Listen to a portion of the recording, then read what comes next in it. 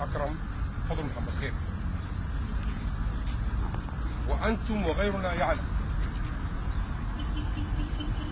من منا أتى بماله بطرق غير مشروعة ومن منا أتى بماله بطرق سوية وسليمة. القضاء هو من يحدد هذه الأمور. القضاء هو من يحدد هذه الأمور. أنا اللواء أمير يوسف حاكم سكرتير عام مجلس السيادة.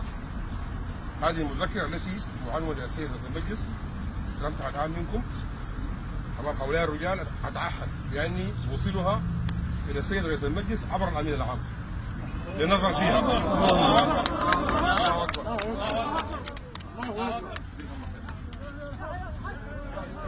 الله أكبر. الله أكبر. وأنقل لكم تحايا السيد الرئيس ونائب الرئيس وأعضاء مجلس السيادة واعتذارهم عن حضورهم لاستلام هذه المذكرة، ولكن تأكدوا بأنها ستصل. هذه أمانة. الله أكبر. الله أكبر. الله أكبر.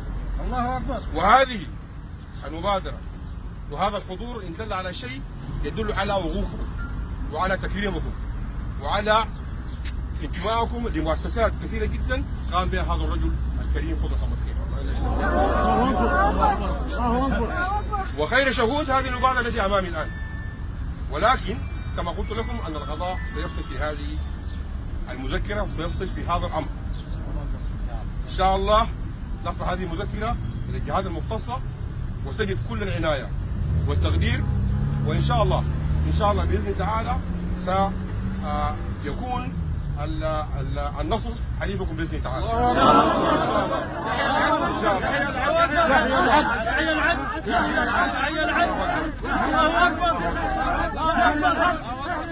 يحيى العدل. يحيى العدل. فاضل فاضل يا فضل. فاضل فاضل يا فضل. رجل البر والإحسان يا فضل. رجل البر والإحسان يا فضل. نحن نجد معك يا فضل. نحن نجد معك يا فضل. رجل البر والإحسان يا فضل. رجل البر يا فضل. فضل فضل يا فضل. فضل فضل يا فضل. طيب تفضلكم أيضا بالثناء على الأخ فضل، هو أيضا من شيم المكارم والأخلاق ومن شيم السودانيين الذين لا ينسون من يعمل معه أو حتى الذين يعملون دونه. فهذه الوقفة هي تكريم لفضل قبل أن يكون تكريم لأي شخص آخر. وهذه الوقفة أتمنى أنها تكون هي الصفة القانونية فيها حتى أنه القانون يأخذ مجراه بصفته الكاملة وينصر الله إن شاء الله هذه الوقفة وهذه المبادرة الطيبة.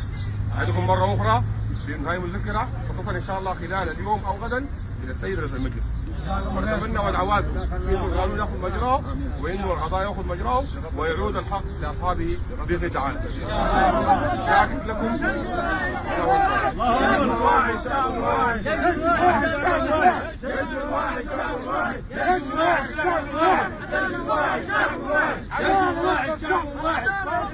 العدالة مطلب شعب. العدالة مطلب شعب. العدالة مطلب شعب. العدالة مطلب شعب. العدالة مطلب شعب. العدالة مطلب شعب.